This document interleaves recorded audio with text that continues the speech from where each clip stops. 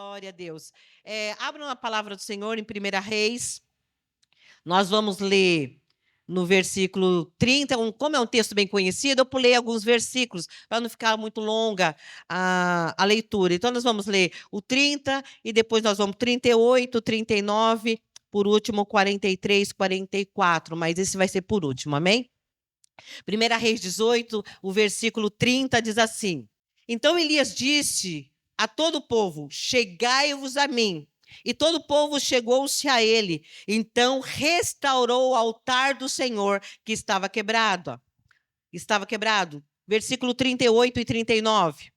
Então caiu fogo do céu, consumiu o holocausto, a lenha, as pedras, o pó e ainda lambeu a água que estava no rego.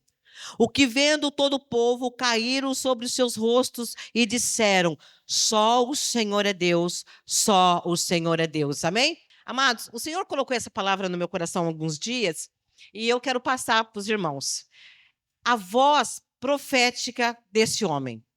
Nós precisamos aprender sobre a necessidade da igreja voltar a ter uma vida de comunhão, de intimidade com Deus, para que nós possamos ter voz profética nessa época a qual nós estamos vivendo.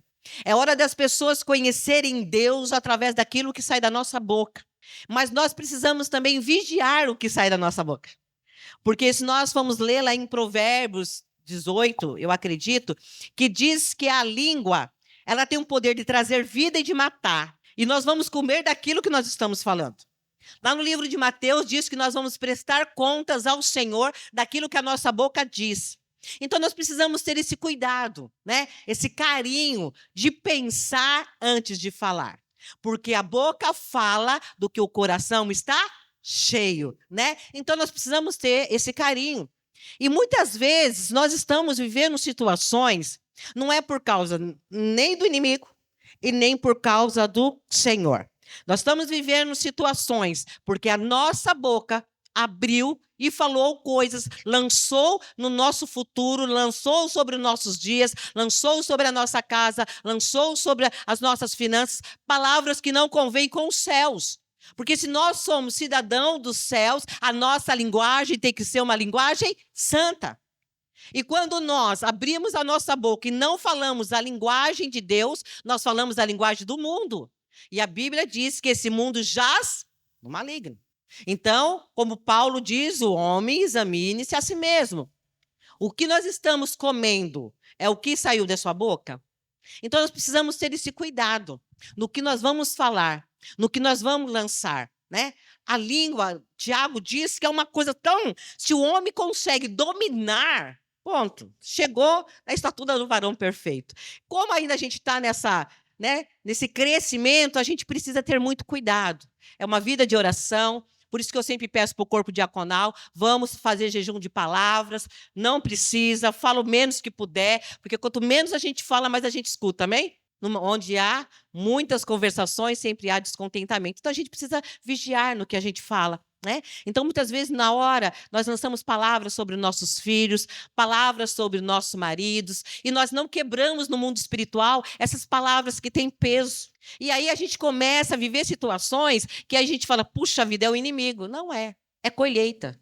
Você certamente vai colher o que você plantou. Então, precisamos ter esse cuidado, né, de refrear a língua. Mas também precisamos estar em íntima comunhão com o Senhor e levantar a voz profética nesse tempo.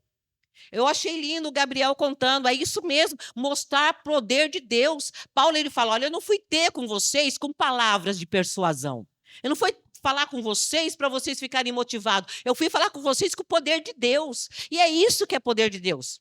Quando a voz profética se levanta e você fala, olha, e lança lá na frente uma palavra a qual essa pessoa vai andar sobre ela, a qual a pessoa vai ser direcionada sobre ela. Nós precisamos levantar palavras de cura, palavras de restauração, palavras de libertação, porque nós somos cidadãos dos céus, nós não podemos andar como o mundo, nós precisamos ser diferente aonde estamos inseridos. E aí a gente vê esse homem, nós vemos esse profeta, ele pega, abre a boca diante do que estava acontecendo em Israel e ele lança uma palavra. E essa palavra trouxe muito peso. Mas por causa da idolatria, por causa do pecado, ele diz: não vai chover durante 3 anos e meio. É muito sério. Lançar uma palavra não sobre uma casa, não sobre uma família, mas sobre uma nação. Sobre mulheres, homens, crianças, jovens. E aí eu comecei a imaginar como foi essa época a qual eles viviam. Porque na nossa época é confortável faltar água. Porque você pode comprar, você pode estocar, né? Tem produtos de higiene que você pode ir na farmácia e tentar, né, ter uma vida mais amena. Mas aí eu comecei a lembrar do deserto aqui mesmo do Nordeste. Quando falta muita água, a terra fica toda rachada. Né? A gente vê nessa reportagem os animais secos, os ossos aparecendo, as crianças morrendo. Então, eu comecei a pensar nessa época. O primeiro ano de seca foi razoável. Agora, imagine do segundo ano em diante. Aí você imagina, naquela época não tinha banheiro, não tinha chuveiro, não tinha papel higiênico, as crianças não tinham fralda descartável, as mulheres não tinham absorvente. Como era um país sem água? A escassez. A água estava contaminada, porque não tinha o saneamento básico que nós temos. Então, começou a levantar uma época de pessoas extremamente doentes, fracas, famintas, desesperadas. Você já imaginou essa situação? Uma criança querer água e não ter uma aguinha fresca? Num calor que a gente pode abrir a geladeira, comprar uma água gelada. Você imaginou o que é isso? Querer um banho não poder? Eu estava pesquisando sobre as doenças que tem na pele por causa da seca. E as doenças respiratórias? Eu não tenho nada disso, mas quem tem rinite? A pastora vive sofrendo. Imagine num tempo seco, sem chuva. Aquela nação, ela estava vivendo o pior pesadelo que ela poderia viver. Uma terra seca. As pessoas secas. Tudo seco. Dinheiro não tinha, porque eles viviam da lavoura, então não tinha como plantar, não tinha como colher, não dava frutos, não dava legumes. Os animais mal se sustentavam em pé, porque imagina 3 anos, os rios secaram e havia uma grande necessidade. Aquele povo estava passando por uma grande necessidade. Qual era a necessidade? Chuva. Havia uma grande necessidade, chuva. E muitas vezes nós entramos na igreja com alguma necessidade. Talvez você chegou nessa manhã com uma grande necessidade. Talvez a sua vida financeira esteja seca. Talvez a sua vida familiar esteja seca. Seu casamento e tantas outras situações. Eu não sei qual é a necessidade que você entrou neste lugar. Mas esse povo tinha uma necessidade. E a necessidade era que caísse chuva. Porque quando a chuva descesse, molhasse a terra, eles iam preparar a terra, ia lançar semente, e sementes mirradas, porque não tinha semente boa. E esperar o processo da terra brotar, crescer para se alimentar. A fome ainda ia demorar algum tempo, mesmo que a chuva descesse. Imagine o desespero. E aí Acabe ajunta aí esses 900 profetas, né? E vão para o monte fazer sacrifício aos deuses deles para que respondesse com chuva. E aí a Bíblia vai relatar como é que aconteceu, né? Esses homens sobem e começam a se mutilarem. Começa uma sessão de tortura, de dor e de sofrimento. Porque quando nós temos necessidades e nós não apresentamos ao Senhor e recorremos à ajuda do mundo, o mundo oferece o quê? Dor, mutilações. E muitas vezes a igreja, ela tem recorrido diante da necessidade que aparentemente você está vivendo agora, está recorrendo a recursos que não são dos céus. E vai sofrer aquilo que o inimigo tem para proporcionar. Aqueles homens, eles gritavam, aqueles homens, eles se cortavam. E aí Elias fala, grita mais alto. Talvez ele não esteja ouvindo. O sofrimento daqueles homens para que a necessidade do povo fosse acolhida. E nada acontecia. Porque o mundo não tem nada para nos oferecer. Todas as nossas necessidades serão supridas em Cristo Jesus.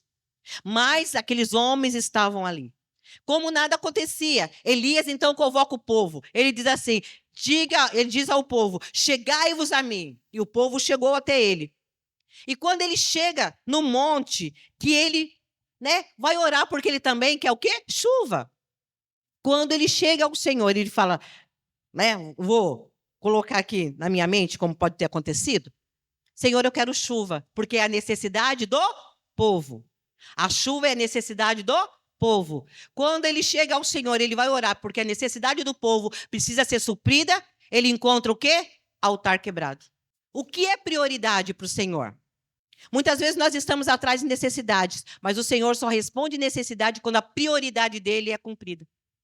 Deus não responde necessidade enquanto a prioridade dele não for atendida. A prioridade, naquele momento, era restaurar o altar. O Senhor não ia enviar a necessidade do povo com o altar quebrado. Deus não trabalha na bagunça. Deus não trabalha de qualquer maneira. Deus não é assim. Para que o Senhor derrame sobre nós aquilo que nós estamos pedindo, há necessidade de restaurar o altar. Elias percebe que o altar está desfeito, que não há um altar em adoração ao grande Deus. E ele então pega 12 pedras que representam as 12 tribos, e ele pega, arruma direitinho o altar. Eu quero dizer uma coisa, eu e você estamos precisando de alguma coisa do Senhor, das nossas necessidades ser suprida. Mas o altar da adoração, como é que está? Oração, intimidade, consagração, jejum, quebrantamento, tem uma lista.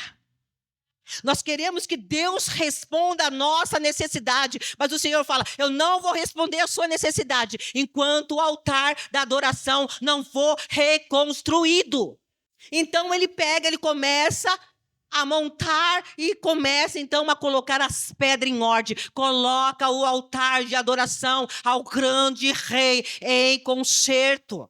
Começa a consertar o altar de adoração ao Senhor, para que as suas necessidades em Cristo Jesus sejam respondidas, para que a igreja não tenha falta de nada. Estamos tendo falta porque não estamos entregando a Ele aquilo que é devido a Ele.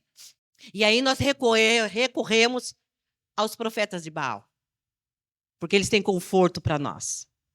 Porque construir altar cansa, desanima, tem renúncia.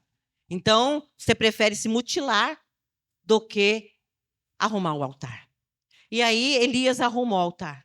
Pronto. O altar está arrumado, Senhor. As pedras estão organizadas. Agora envia chuva, porque há uma necessidade do povo de chuva, de água. E o Senhor fala, ainda falta, Elias. Falta o quê? Falta a lenha. Tem que deitar lenha sobre o altar. E a lenha é o quê? É combustível. Falta combustível. Não tem como Deus enviar o fogo se não houver lenha. Porque não é a lenha para o fogo, é o fogo para a lenha.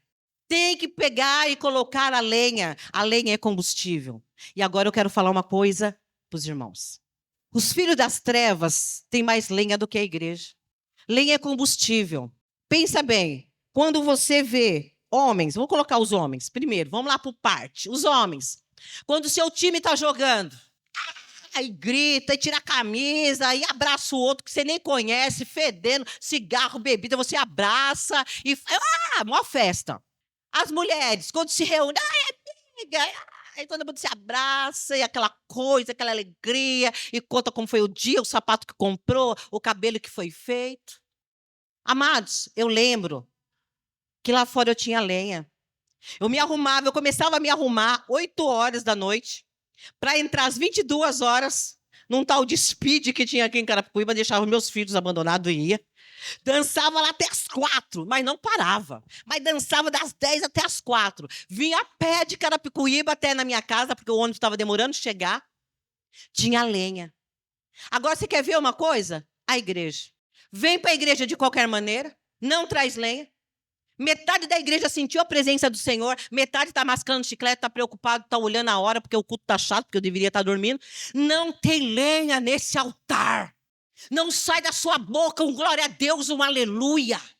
Não há um avivamento dentro de você. E você quer que as suas necessidades sejam supridas, mas não antes que a prioridade de Deus seja cumprida na minha vida e na sua. Põe lenha nesse altar. Traz para o Senhor aquilo que é dele. Ai, mas eu estou com dor, vem com dor mesmo. Ah, mas eu não estou bem, vem sim, está bem mesmo. Mas quando chegar aqui, eu não quero nada de vocês, porque tudo que vocês forem me dar, o Senhor vai me suprir em dobro. O que você dá é para Ele. A glória é dele, o aleluia é dele, o louvor é dele, a honra é dele, o poder, a majestade é tudo dele. A igreja não pode entrar, se reunir. Paulo diz, quando vocês estiverem reunidos, que um fale em salmos, outro orem. Quando a gente estiver junto, é um lugar que começa um graveto aqui, um graveto ali, e o fogo vem. A alegria do Espírito sobre nós. Ai, mas eu não estou bem. Amados, ninguém está bem. Porque nesse mundo a gente tem aflição mesmo. Nesse mundo a gente vai passar por isso mesmo. Mas na congregação dos santos tem que ter lenha. Se acabar aqui o culto e alguém falar, gente, vamos para um churrasco. Está todo mundo alegre. Aí você entra no culto, você cumprimenta o irmão, a paz do Senhor. Você parece que comeu algo que não fez bem. Vamos começar a trazer boldo. Eu amo boldo. Porque não é possível, irmãos, que a gente continue dentro de uma comunidade aonde, num culto de adoração, a gente não tem alegria de estar na presença daquele que entregou o melhor dele por nós. Não há como Deus responder à sua necessidade se o seu altar não estiver em ordem e se não houver lenha. Tem que ter a alegria do Espírito. Tem que ter esse negócio queimando dentro de você. Hoje eu vou para o culto. Eu não vou me importar com o irmão da esquerda, irmão. Eu vou entregar aquilo que é dele. É o meu dia, é o meu domingo, é o momento que eu vou me separar. É 2 horas de culto, é 2 horas e meia. É 2 horas e meia que eu vou estar diante do Rei da Glória, do Príncipe da Paz, do Deus Ebenezer, do Rei. Amado, se você tivesse a oportunidade hoje de sair daqui lá para Brasília, e você tivesse um momento, né, na agenda do presidente, 2 horas, o presidente fala assim, olha, eu vou te dar 2 horas para você ir até o meu gabinete e lá você pode pedir o que você quiser que eu vou te entregar. Como é que seria? Já parou para pensar? Já pensou? O cara tem dinheiro, o cara é presidente da nação e ele pode responder à sua petição. Você, com certeza, você não ia nem dormir. Você não ia dormir, você ia ficar preocupado, você ia colocar no papel o que você ia pedir, você ia pensar bem, porque seria a última oportunidade. Hoje pode ser a sua última oportunidade de entregar a adoração ao Senhor. Você não sabe se quando esse culto acabar, se o Senhor vai falar, venha. Pode ser a sua última oportunidade. O seu último louvor foi esse que acabou de ser tocado. A última palavra e a última pregação que você vai ouvir vai ser a minha. Por isso, coloca o seu altar em ordem, coloca a lenha sobre esse altar. O Senhor requer prioridades para que a nossa necessidade seja suprida. Você tem a oportunidade de chegar diante do Rei dos Reis, do Senhor dos Senhores. Você tem a oportunidade nesta manhã de chegar diante de Deus, o Criador dos céus e da terra, e expor as suas necessidades. E Ele olhar e falar, o altar está consertado. Tem lenha porque daqui está saindo adoração, está saindo glória a Deus, está saindo aleluia e o melhor louvor. Não tem por que Ele não responder. Ele colocou lenha. Senhor, as pedras estão colocadas em ordem. Já tem lenha sobre o altar. E agora? Agora falta o sacrifício. Aí eu lembro de Abraão. Isaac fala para o pai, pai, eu tenho a lenha. O Senhor tem um cutelo, tem o fogo. E o sacrifício? Não se preocupe com o sacrifício. O sacrifício já foi feito por mim e por você. A sua preocupação é restaurar o altar. E a sua preocupação é colocar lenha. Aí eu fico pensando, quando ele vai levar o sacrifício para o altar. Não está seca 3 anos e meio? Os animais não estão com fome? Os animais não estão com sede? E o sacrifício não podia ser magrelo? O sacrifício não podia estar doente? Não podia ser quebrado? Aonde é que ele arrumou um novilho perfeito? Aonde é que ele encontrou um sacrifício perfeito? O sacrifício perfeito vem dos céus. E o Senhor já te entregou. O sacrifício já foi entregue por nós. É Cristo. Mas como é que nós vamos deitar o sacrifício se não tem altar? Como é que esse sacrifício que nós cantamos, que Ele ressuscitou por nós, vai estar sobre o nosso altar se não tem altar e se não tem lenha? Não tem altar, não tem lenha. Então o sacrifício é mentiroso, é doente. Não recebe o Senhor nosso Deus.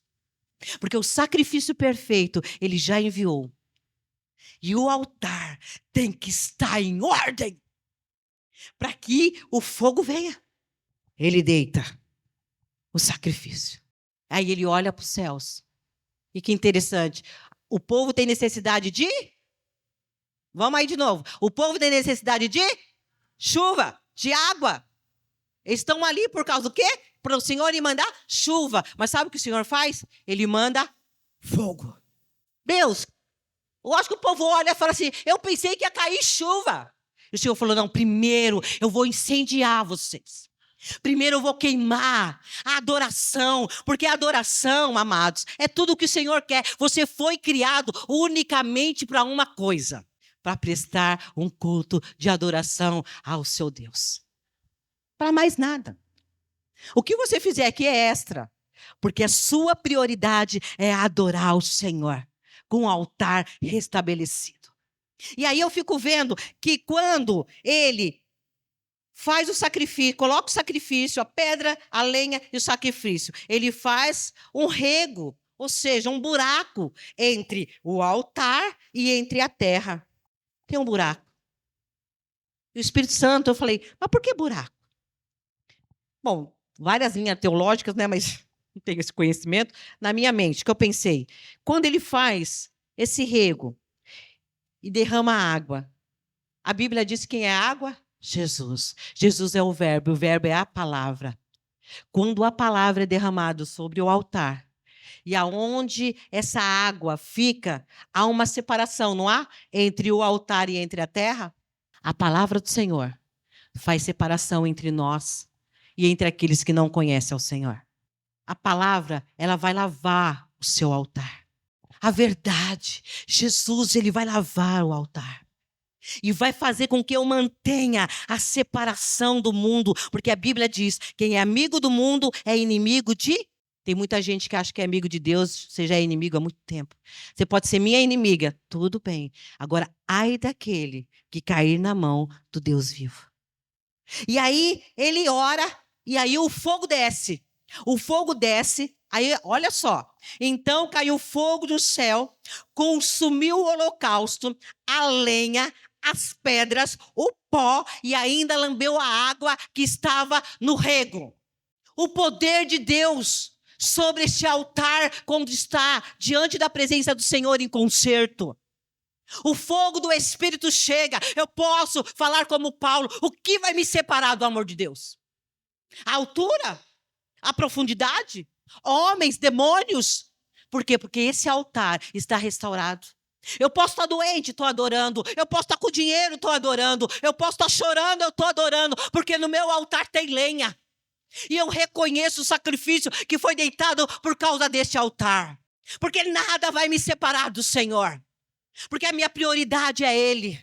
E o meu altar tem que ser para Ele. E quando acontece que lambe a água, entra num estado gasoso. Olha que legal. A água, ela entra num estado gasoso, então ela sobe. E o Senhor falava, assim que eu quero a igreja. O louvor da igreja subindo até mim como incenso suave às minhas narinas. A água, ela evapora e ela sobe aos céus. A sua adoração, com o altar de concerto, chega até o Senhor. Caiu chuva? Ainda não.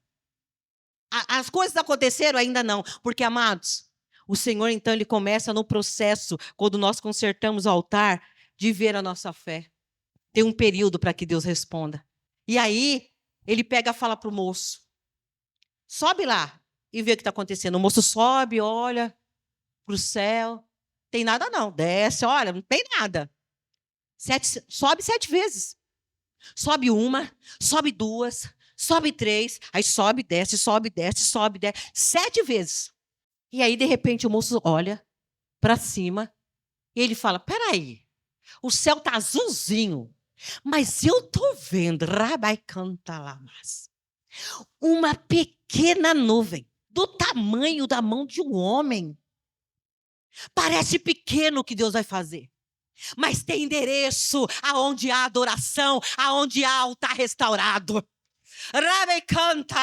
O Senhor pegou, isso é eu falando, o Senhor pegou a adoração de um altar restaurado, e ele pega em depósito e coloca numa nuvem, e fica aí, deixa eu ver como é que vai acontecer. Deixa eu olhar para os meus filhos nessa manhã, neste domingo. Deixa eu olhar as necessidades, se estão sendo realmente priorizadas através da prioridade que sou eu.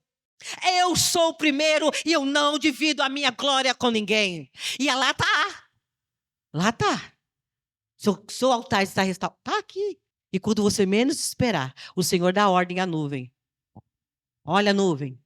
Tem adoração. Tem louvor. Tem lenha.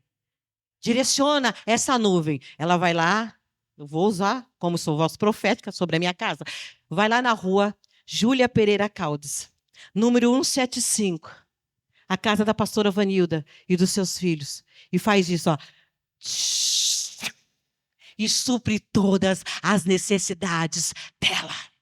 Ele fala assim, olha, eu vejo uma nuvem. É muito pequenininha diante da necessidade de um povo inteiro. É muito pequeno, é só uma nuvem do tamanho da mão de um homem. Mas ele fala, vai lá e fala para Acabe pôr os cavalos para andar antes que a chuva o alcance. Como assim? A chuva vai alcançar? É só uma nuvenzinha. Eu estou precisando de tanta coisa. Senhor, eu preciso do meu casamento, preciso de dinheiro, preciso disso. Mas é só isso que o Senhor tem para mim? A nuvem, ela veio na direção para atender a necessidade do povo. Depois que o altar foi restabelecido. Aconteceu. Nessa manhã eu quero dizer para vocês que o Senhor, Ele quer suprir a sua necessidade. O Senhor tem visto o seu choro, a sua dor, a sua lamentação, o tanto que você tem orado e tem pedido para Ele. E a única coisa que Ele fala, eu estou aqui pronto para derramar uma chuva abundante sobre você, sobre a sua casa, mas precisa ter restauração de altar. Porque a sua necessidade nunca será maior do que a prioridade dEle. Ele é o primeiro. Quando nós entregamos o primeiro para Ele, as outras coisas. E a palavra do Senhor ainda é tão linda que diz que crente não corre atrás de bênção. Você está andando e as bênçãos estão vindo e elas te alcançam. Quer viver sobrenatural? Quer sair de uma vida medíocre, pequena, sem testemunho, sabe? Sem viver o extraordinário de Deus, sem viver a vida abundância de Deus. Saia desse patamar. E venha para aquilo que o Senhor está oferecendo. O Senhor está oferecendo coisas extraordinárias. Mas você precisa olhar para dentro de você e falar, peraí, Senhor, o meu altar está faltando oração. O meu altar está faltando posicionamento. O meu altar está faltando lenha. E nessa manhã, ou qualquer culto que eu entrar neste lugar, eu vou tacar lenha nesse altar. O glória para Ele, o aleluia para Ele. Nós tivemos um culto lindo há pouco tempo atrás. Sobre o Espírito Santo. E aí? Só foi aquele dia? Acabou? O fogo apagou? A Bíblia diz que o fogo tem que ser continuamente aceso.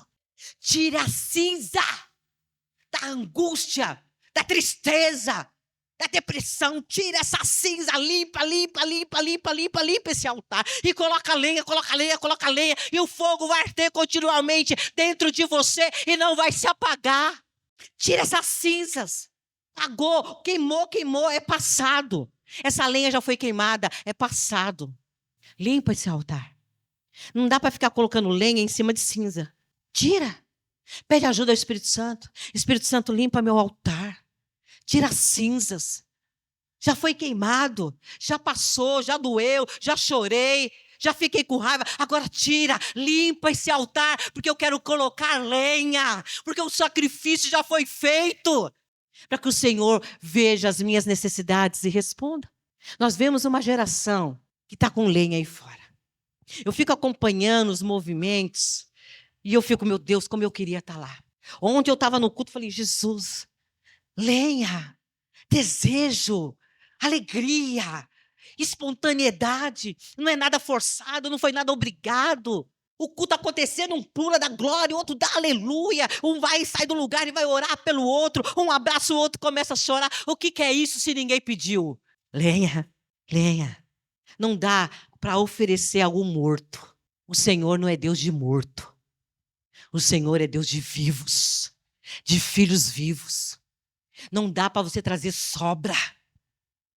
Você gastar tudo que você tem. E quando você chegar aqui, você venha trazer adoração mirrada. O Senhor quer algo novo sobre a igreja. Eu creio no avivamento. Eu creio.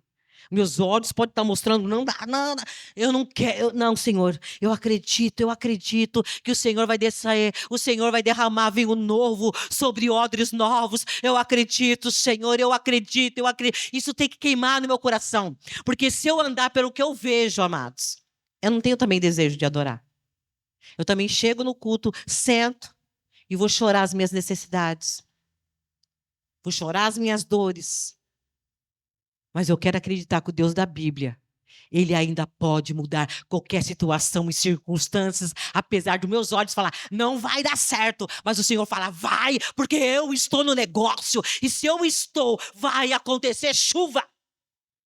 No meio dessa terra seca, no meio do povo doente, eu vou derramar chuva abundante, e vou trazer vida. Esse é o Deus que eu creio. Esse é o Deus que eu sirvo. E esse é o Deus que eu espero. Eu quero ver o cheiro da chuva na terra. E eu quero ver as sementes brotarem. E eu quero comer dos frutos que irão dar essas sementes.